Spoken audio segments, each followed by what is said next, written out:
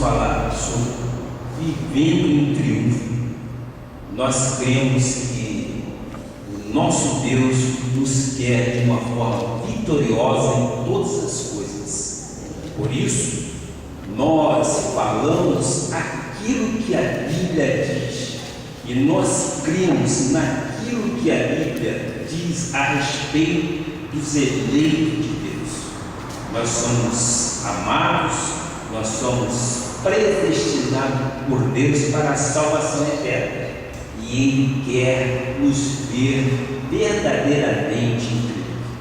Então, o tema de hoje é vivendo em triunfo e o texto básico encontra-se em Colossenses 1, 25 e 27. O que diz a palavra? Da qual me tornei ministro de acordo com a dispensação da parte de Deus, que me foi confiada a vosso favor, para dar pleno cumprimento à palavra de Deus, o mistério que estiver oculto dos séculos e das gerações, agora, todavia, se manifestou aos seus santos, somos nós, aos quais Deus quis dar a conhecer qual seja a riqueza da glória deste mistério entre os gentios, isto é, Cristo em vós, a esperança da glória. Amém? Eu creio que o nosso Senhor Jesus Cristo te chamou para ser cabeça nesta terra, para teres para emprestar, para ser imagem e semelhança dele. E nós cremos que nós temos direito estabelecido por Deus para vivermos em triunfo, conforme diz o Pai. Cristo em vós, este é o segredo, a esperança da glória. É nele que nós temos que depositar toda a nossa confiança, porque é dele que vem exatamente o nosso triunfo. Oremos, Senhor. Pai amado e Pai bendito, neste momento, meu Pai, nós entronizamos a Tua palavra, Pai. Queremos ouvir aquilo que Tu queres dizer à igreja, Pai. Como viver em triunfo, Pai. Nós cremos, meu Pai, que o Senhor é autor de toda boa dádiva. O Senhor é autor de todo dom perfeito, Pai. Em Ti não há variação ou dúvida, Pai. E nós podemos confiar nas Tuas promessas. E nós queremos, meu Pai, depositar em Ti sim, porque nós somos totalmente dependentes de Ti. E desta forma, nós cremos que a soberania de Deus nos quer ver verdadeiramente em triunfo, Pai. Porque assim diz a Tua palavra: Cristo em vós é a esperança da glória. Assim nós cremos e nós fazemos parte disso, porque Cristo em mim e em Ti é a esperança desta glória, a qual nós vivemos sempre em triunfo. Amém? Recebam estas palavras em nome de Jesus. No domingo próximo passado, foi um dia de festa aqui em nosso ministério. Foi um dia de celebração ao Senhor. Oferecemos culto em ações de graça pelo 2º ano do Ministério Cristo Vive, aqui em Florianópolis. Tivemos a oportunidade de estudar o tema Cristo nos conduz sempre em triunfo. E hoje vamos mostrar como se pode viver em triunfo. É promessa dele para as nossas vidas. E eu sempre digo que nós temos que nos firmar naquilo que a Bíblia diz. E nós temos que viver exatamente as expectativas de boa vida vindo de nosso Pai Celestial. Paulo, o apóstolo, a quem revelou o novo pacto de melhores e superiores promessas, dirigindo à igreja gentílica, nos diz que para dar continuidade ao chamado de Deus e ao pleno cumprimento da sua palavra, era necessário que ele nos revelasse este mistério. Cristo em nós é a esperança da glória. Eu digo, esta é a chave para se servir e ter uma vida verdadeiramente triunfante. Porque se Ele está em mim, Ele está em ti, Ele quer o melhor para as nossas vidas. E a nossa vida tem que ser vivida de uma forma triunfante. Eu creio que enquanto não absorveres esta revelação, nenhuma mensagem evangélica tem valor para a tua vida. Quero te desafiar a crer totalmente que o Cristo ressuscitado, que o Cristo glorioso, vencedor, triunfante, Senhor de senhores e Rei de reis, vive em nós. Amém. É Ele quem gera em nós a esperança da glória. É Ele que nos deixa de forma gloriosa para que possamos ser realmente reconhecidos e vividos verdadeiramente em triunfo. Paulo já havia expressado isso em Gálatas 2:20, o que diz: logo, já não sou eu quem vive, mas Cristo vive em mim.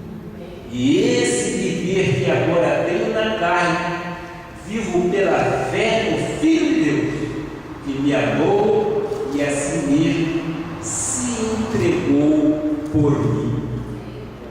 Paulo tinha esta convicção de que aquele velho Saulo de Tarso, sua velha natureza, quando a caminho de Damasco, sentiu aquela luz cegar os seus olhos e cair do cavalo. Não era mais ele a viver, era Cristo a viver nele. Naquele momento, terminou uma etapa histórica.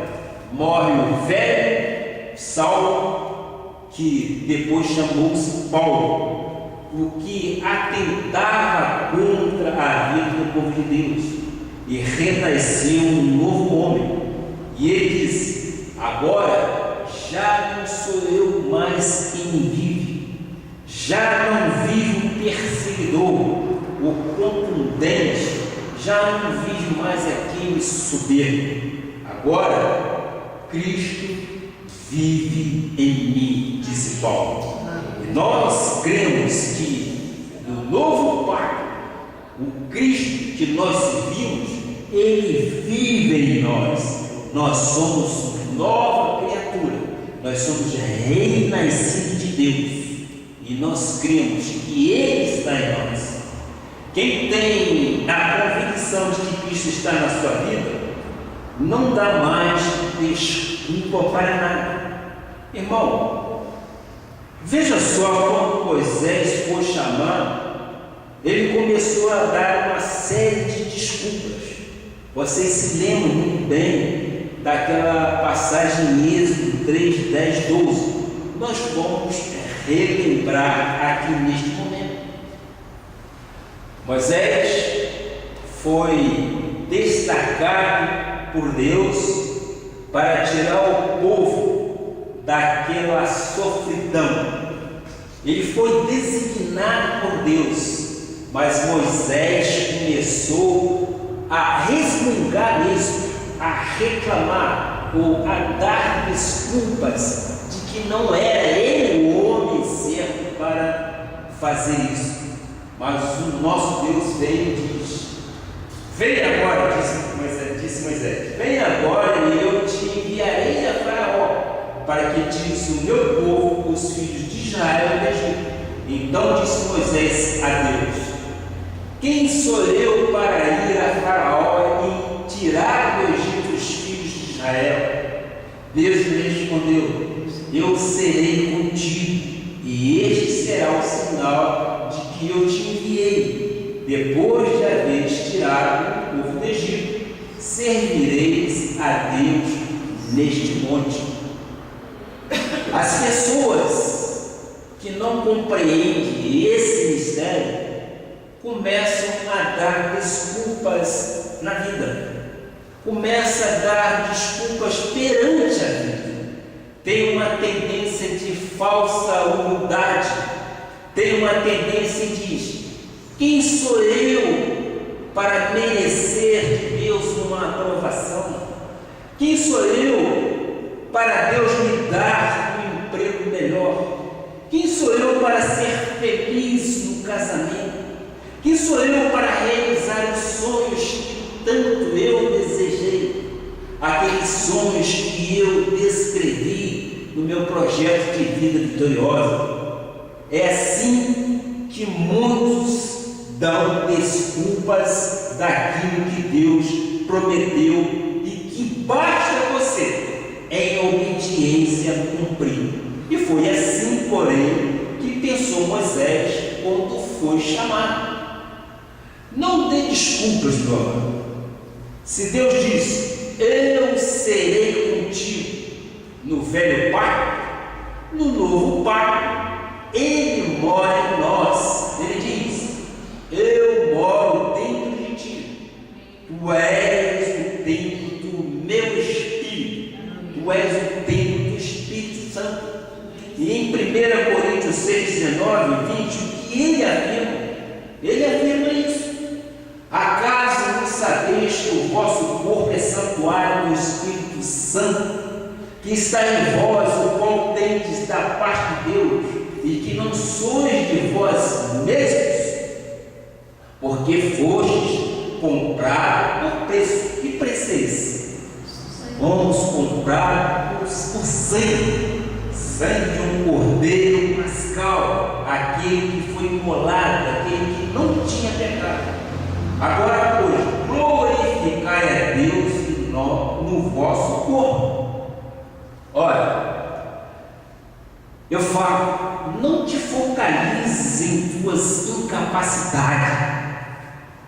Não vejas simplesmente a fragilidade, porque, é claro, na carne somos fracos, mas eu te peço, olhe na convicção e na certeza de que Cristo mora em ti, que Cristo mora em tua vida, e Ele não veio morar para sair amanhã. Os dons e as chamadas são irrevogáveis, uma vez em Cristo para sempre. Amém? Os dons e as chamadas são irrevogáveis. Você jamais perde a salvação, porque você foi salvo desde antes da fundação do mundo, porque isso já era um mistério daquilo que Deus quis para as nossas vidas. Quando tu tens convicção de que Cristo está em ti, o inimigo não pode resistir.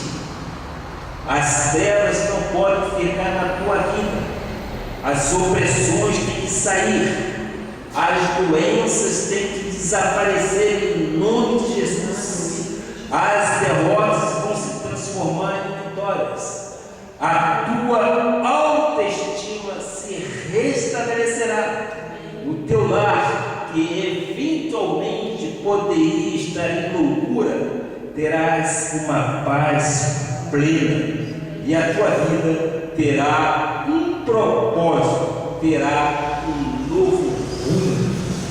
Deus quer te fazer por cabeça. Você recebe? Deus quer te fazer por cabeça, não por cauda.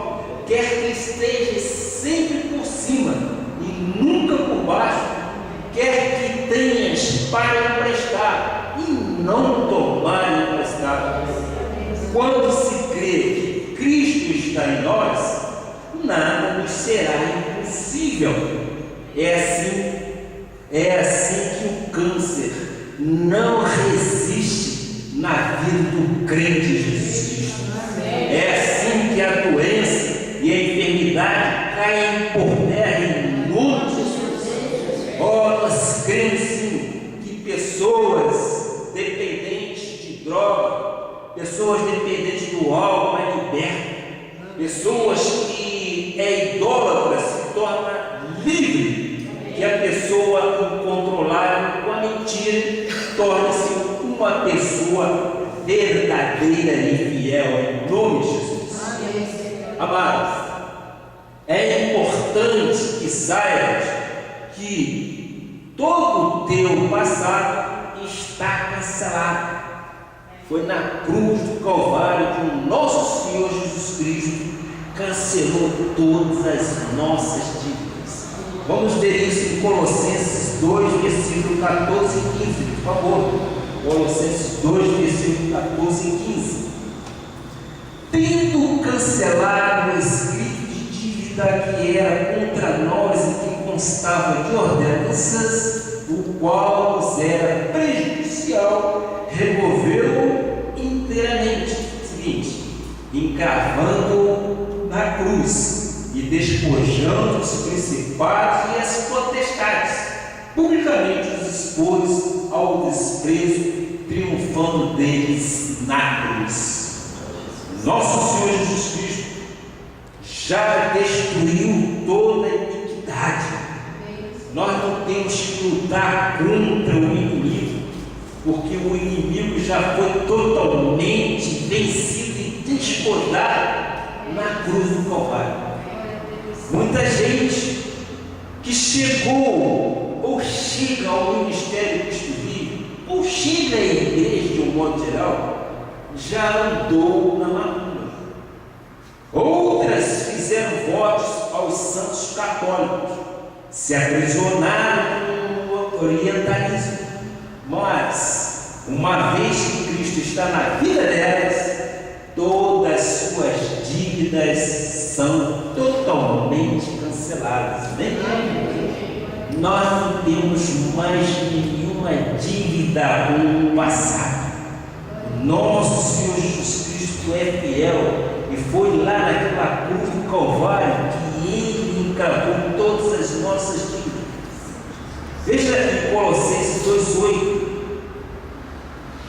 Colossenses 2,8 diz: cuidado que ninguém vos venha enredar com sua filosofia e vãs sutilezas, conforme a tradição dos homens, conforme os rudimentos do mundo, e não segundo Cristo. Isto é, a filosofia mundana não se conforma exatamente com os benefícios que Deus nos deu. Esta carta que Paulo escreveu aos Colossenses, à igreja dos Colossenses, ou seja, foi escrita para o povo de Deus. Logo, se não temos esta revelação clara dentro de nós, sólida e bem alicerçada na rocha que é Jesus Cristo, podemos facilmente ser enredados por filosofias mundanas e não segundo o Cristo. Ora, podemos ver o que Paulo ainda nos revela em alguns versículos desta mesma carta. Vamos ver Colossenses 2, versículos 16 a 23. É um texto um pouco longo, mas serve para embasamento daquilo que nós estamos pregando. Diz a palavra: ninguém, pois, vos julgue por causa de comida e bebida, ou dia de festas, ou lua nova, ou sábados, porque tudo isso tem sido sombra das coisas que haviam de vir. Porém, o corpo é de Cristo. O corpo é de Cristo. Ninguém se faça árbitro contra vós outros, pretextando humildade e culto dos anjos.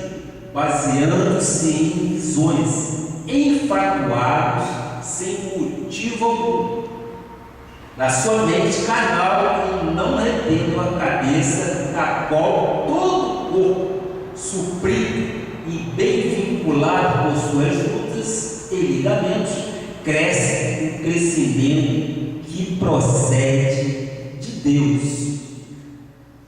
Se morrestes com Cristo para o rudimento do mundo, por que, como se vivesseis no mundo, vos sujeitais a ordenanças? Não manuseie isto, não proves aquilo, não toques aquilo, segundo os preceitos e doutrina dos homens, pois que todas estas coisas, com o uso, se destroem. Tais coisas, com efeito, têm a aparência de sabedoria, como culto de si mesmo, e de falsa humildade, e de rigor ascético. Todavia, não tem valor algum contra a sensualidade. Irmãos, na igreja evangélica Cristo Vive, nós estamos crescendo à estatura de um varão perfeito. Ele é a nossa vida. Todas estas coisas citadas por Paulo aos crentes de Colossenses são aparências de sabedoria e rigor ascético, mas não tem nenhum valor contra a sensualidade. E ele ainda recomenda: ninguém se faça árbitro de si mesmo, com pretexto de humildade, enfatuado em sua mente carnal. Cristo é a nossa vida, Ele é o nosso sustentador. Colossenses 1,17 diz: Ele é antes de todas as coisas, Ele é antes de todas as coisas, nele tudo subsiste. Ele é a coluna, Ele é a segurança da nossa vida, Ele é a âncora em que nós temos totalmente condições de nos firmarmos. Ele é a cabeça, assim diz Colossenses 1, versículo 18. E 1,18: Ele é a cabeça do corpo da igreja. Ele é o princípio, o primogênito de entre os mortos, para em todas as coisas ter a primazia. Então, Ele é a cabeça da igreja, amém? Ele é o cabeça da igreja, Ele é o soberano. Tens que entender esta revelação para começares então hoje uma nova etapa de triunfo em sua vida. Há um em nós que é maior do que tu, Jesus Cristo. Por isso é o que o Senhor diz em Provérbios 16, versículo 3: confia ao Senhor as tuas obras, e os teus desígnios serão estabelecidos. Eu confio nesta palavra, e você confia nesta palavra? Amém? Se eu não acreditasse que Cristo mora em mim, eu já tinha sucumbido, eu já tinha virado até pó, porque os ataques sobre a igreja da graça de Deus, os ataques sobre o líder que prega a verdade bíblica são muito grandes, e em todas as áreas de nossas vidas. Nós tivemos essa experiência quando nós entramos na rádio. Ora, foram simplesmente uns 15 dias, porque a palavra da graça mexe com as pessoas, que a Bíblia chama de pauladores frívolos. São pessoas que não pregam, são pessoas que contam situações particulares, ou seja, faz naquele momento de pregação uma coisa particular. mas nós não temos compromisso com isto, razão pela qual nós fomos obrigados, entre aspas, a sair da rádio, porque estava comprometendo os ouvintes daquela rádio. E evidentemente, quando me chamaram, eu disse: jamais eu posso mudar exatamente aquilo que eu estou pregando, porque eu prego aquilo que a Bíblia diz que é verdade bíblica. Então, se eu não tenho condições de me manter dentro desta linha, eu acabo o nosso contrato com a rádio. Vocês se lembram disso? Isso foi no ano passado. Tivemos essa experiência. E aqui nós vimos que, infelizmente, não se prega aquilo que é bíblico. Prega-se aquilo que é coisa inventada ou sugerida pelo homem. Mas, graças a Deus, que nós pregamos a verdade revelada, porque a religião cristã da lei, quando enganosamente ensina que o sofrimento, a desigualdade, a pobreza, a doença são resultados da vontade de Deus, pode ser nociva, causa até danos à pessoa. O Cristo que mora em mim, o Cristo que mora em ti, é o provedor de tudo que nós precisamos, né? Ele é o pastor que cuida de nós. Não vivas então no dia de hoje com medo do dia de amanhã, senão nem vives hoje e nem viverás o amanhã. Vive o dia de hoje com esta revelação: Cristo em nós é a esperança da glória. Cristo, repita aí: Cristo em nós é a esperança da glória.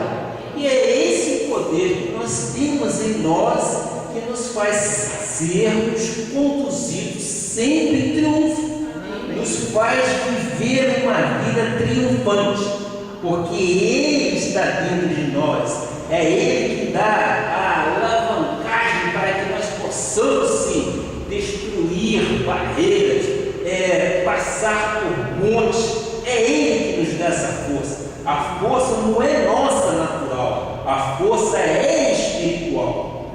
Então, meu amado, acalma a ânsia do teu coração, pois o que ainda não alcançaste já está a caminho. Creia nisso. Ora, com Deus, tu és a maioria, sim.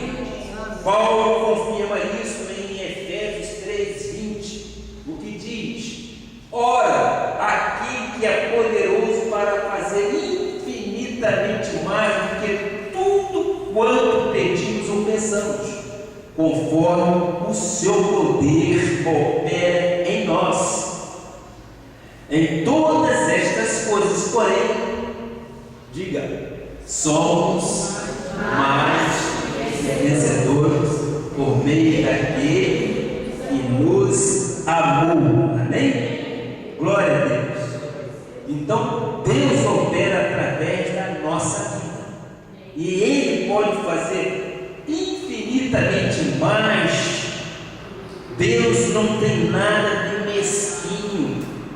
Deus é misericordioso, Deus é bondoso. Ele é o autor de toda boa dádiva, de todo dom perfeito. Ele é o autor do triunfo na tua vida, meu amado. Mas tudo que começa com um primeiro passo: Cristo em mim, Cristo em ti. Então, Cristo em nós. Não aceites, portanto, qualquer derrota na tua vida. O que parece impossível num minuto, no abrir e fechar de olhos, pode se tornar possível. Você crê nisso? Amém? Nós cremos nisto porque nós cremos no poder infinito de nosso Senhor Jesus Cristo. Aquilo que no momento está escuro, daqui a alguns segundos pode se tornar um dia claro e as coisas ficam completamente diferentes daquilo que estavam. O segundo ponto desta mensagem que eu quero compartilhar com a igreja é vencendo incríveis desigualdades. Nós vimos no domingo passado e hoje nós estamos vivendo em triunfo, mas nós temos também desigualdades. Então eu digo, tu podes estar passando por incríveis desigualdades, mas Deus é maior do que todas elas. Deus é maior do que qualquer desigualdade que porventura você possa estar passando. Ele é o autor de toda bondade, de todo dom perfeito, meus amados. Vamos depositar em nosso Senhor Jesus Cristo a confiança que Ele quer de nós, que a soberania dele e nós temos que nos submeter, porque não dizer até com subserviência ao nosso Senhor Jesus Cristo. Nós estamos aqui para cumprir aquilo que Ele quer em nossas vidas. Em Romanos 8, versículo 37 diz, Romanos 8, versículo 37, em todas, não é em algumas, em todas estas coisas, porém, somos mais que vencedores por meio daquele que nos amou.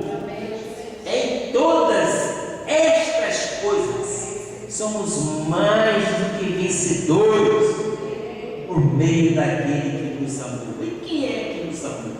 E quem é que nos ama? É o nosso Senhor Jesus. Então, no seu dia a dia, no seu confronto com as vicissitudes, muitas vezes o cristão se encontra com incríveis desigualdades, com diferenças grandes em relação à capacidade humana. É um patrão que ameaça despedir, é um diagnóstico médico ameaçador e assustador, é um marido que quer abandonar a esposa, é uma esposa que sofre com as atitudes do marido, são filhos que se sentem incapazes perante as situações de tremendo desajuste dentro de seus lares. Essas armadilhas que o inimigo coloca, situações muito além da tua capacidade normal de resolver, te fazem muitas vezes pensar: estou enfrentando uma desigualdade tão grande que eu não sei como resolver, eu não sei como vencer esta desigualdade. Você às vezes pode pensar: não vou conseguir ganhar. Pois bem, o Espírito Santo de Deus, Ele lhe dá a condição de dizer que você vai vencer sim. Tu vais vencer qualquer adversidade. E por que tu vais vencer qualquer adversidade? Porque quando Deus te capacita, quando Deus te reveste de seu poder, quando Deus te unge, não importa o tamanho do inimigo, não importa o tamanho da adversidade, não importa o tamanho do problema ou da desigualdade, tu terminarás vencendo. É verdade, meu irmão? Se nós não depararmos com desigualdades em vida, Deus tem um modelo e as regras para, no final, tudo nos dar a vitória. Nós sabemos da vida de Davi, não vamos entrar em detalhes, mas nós sabemos que Davi teve adversidades tamanhas, não é verdade? Davi foi um homem de Deus que lutou contra várias adversidades, mas em todas elas Deus foi vitorioso para com a vida dele. Então, inúmeras vezes usamos personagens da Bíblia que são úteis para momentos de desafios, para momentos de doenças, de crises, para que vejas que pessoas como nós, de carne e osso, também em algum momento se depararam com desigualdades tão grandes e se perguntaram: e agora? O que devo fazer? O que eu faço da minha vida? E Deus lhe mostrou o caminho, a solução e realizou a vitória. Em se tratando de uma desigualdade grande ou imensa, nós sempre nos preparamos, ou nós sempre nos reportamos a história do rei Josafá. Vocês se lembram muito bem do rei Josafá, e que é muito mais do que a história do rei, pois reproduz uma estrutura de vida, que pode ser a sua, pode ser a minha, ou de qualquer uma outra circunstância. Josafá foi um rei muito fiel a Deus. Deus o abençoou, Deus o prosperou e fez dele um paradigma para as tribos de Israel. Todavia, um dia ele declarou com uma incapacidade muito grande, porque ele se deparou com uma desigualdade. Mas Josafá triunfou sobre Moabe e Amon. Vamos ver o que diz em 2 Crônica 20, versículo 1 e 3. O que diz a palavra? Depois disto, os filhos de Moabe e os filhos de Amon, com alguns dos meunitas, vieram à peleja contra Josafá. Então vieram alguns que avisaram Josafá, dizendo: grande multidão vem contra ti além do mar e da Síria. Eis que já estão em Azazum, Tamar, que é de Engedi. Então Josafá teve medo e se pôs a buscar o Senhor, e apregoou o jejum em todo o Judá. É muito importante, meu amado irmão, que o pregador, o tutor da igreja, ou seja, aquele que tem a responsabilidade de pastorear as ovelhas que são de Jesus Cristo, tenha também a sinceridade de mostrar ao seu povo as adversidades. Todos nós temos adversidade. São fatos novos que surgem nas rotinas de nossas vidas. Um rei fiel, no caso de Josafá, que lutava pelo reino, e de repente 3 exércitos marcharam contra Josafá. Ele estava perante uma desigualdade incrível. Em qualquer situação natural, na carne, nós já seríamos, Josafá já seria sucumbido, ele viraria pó. Mas esse homem, como qualquer ser humano, ele ficou com medo, mas não se conformou com isso. Também é muito importante dizer que ele não ignorou o problema. Existia ali um problema muito grande, existia ali um exército muito grande de encontro a ele.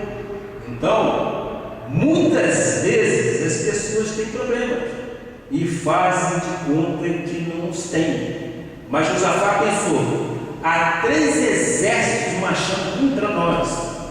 Como homem, tenho os meus temores. Na carne, eu não consigo nada, mas vou reagir. Eu vou buscar o Senhor. Como era costume na época, ele foi jejuar, porque era uma tradição dos judeus em dias de crises, de luto, de guerra. Esse jejum que é colocado ali não tinha nada a ver com o jejum que a lei faz hoje. em busca de poder, era apenas um cerimonial. Então, quando nos encontramos diante de grandes desigualdades, é preciso reagir, não é verdade? Nós não podemos nos entregar, nós não podemos abaixar a cabeça e dizer que já fomos vencidos. Nós temos que reagir. Ora, Cristo não está em nós? Sim. Se Cristo está em nós, nós temos um poder inabalável para mudarmos a situação. Então, primeiro ponto, não devemos nos conformar. Amém? Concordo? Não devemos nos conformar com qualquer ou quaisquer desigualdades que possam estar existindo. Segundo, devemos buscar a solução em Deus.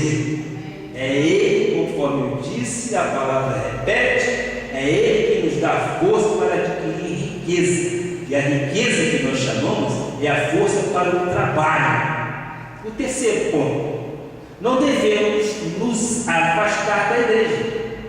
As pessoas, hoje em dia, quando tem um problema, seja ele qual for, a primeira coisa que a pessoa faz é tentar se afastar da igreja. Tem medo de se tornar alvo de comentário. Meu amado, quanto maior o problema, mais precisas da igreja. Tem que buscar ainda mais o Senhor. É aqui que nós vivemos união. É aqui que nós oramos um pelo outro. E é nesta base que é chamada de igreja, que somos nós, que nós devemos nos apoiar. Tu podes sim vencer, mesmo quando não há uma saída natural. Josafá estava vendo 3 exércitos perante ele, uma incrível desigualdade, mas buscou ao Todo-Poderoso. Vê o que ele diz no versículo 12, por favor, vejamos o que ele diz no versículo 12. Ah, nosso Deus, acaso nos executará o teu julgamento contra eles? Porque em nós não há força para resistirmos a essa grande multidão, ou seja, um grande exército que vem contra nós, e não sabemos nós o que fazer, porém os nossos olhos estão postos em Ti. A suficiência dele é eternamente depositada em nosso Senhor Jesus Cristo. No natural, ele não tinha nenhuma condição de combater contra aquele exército, mas ele diz: porém, os nossos olhos estão postos em Ti. Na realidade, como ser humano, Josafá era impotente, mas tinha uma característica muito importante: ele era humilde. Ele diz: Deus, eu não sei o que fazer. A multidão é grande demais, é muita coisa contra nós. Reconhecemos a nossa incapacidade, todavia, os nossos olhos estão postos em Ti. E Deus, evidentemente, se agradou desta declaração de Josafá. Então, muitas vezes é preciso tu te reconheceres incapaz de resolver um problema e teres a humildade de confiar em Deus. Vê como Paulo explicou isso em 2 Coríntios 3, versículo 5, por favor. Paulo explicou isso. Não que por nós mesmos sejamos capazes de pensar alguma coisa, como se partisse de nós. Pelo contrário, a nossa suficiência vem de Deus. O que nós vimos nestes versículos todos é a submissão do servo de Deus à soberania de Deus. Deus é soberano, Ele é o bom pastor, Ele cuida da ovelha dele e Ele quer o melhor. Ainda que na nossa carne nós nos julgamos incapazes de resolver problemas, ora, nós temos que colocar os nossos olhos postos em Deus. Quantas dificuldades nós passamos, meus amados. Nós não podemos nos furtar, porque neste mundo nós passamos sim. Neste mundo nós passamos por desigualdades tamanhas.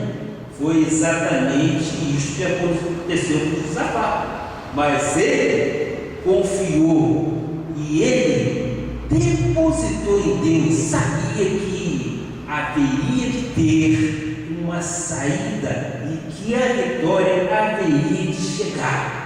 É a certeza inabalável de que Deus cuida de nós.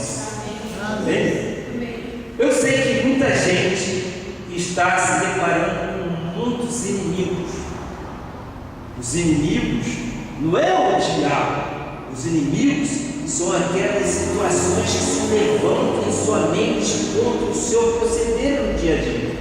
Às vezes é uma inclinação para a carne, é uma inclinação para a bebida alcoólica, é uma inclinação pelo cigarro, pela pornografia, pelo adultério, pela mentira. Esses são os inimigos que se levantam contra nós. O ser humano tem as suas fraquezas, os seus temores, e é preciso começar a trabalhar estas áreas da vida em cima daquilo que a Bíblia diz.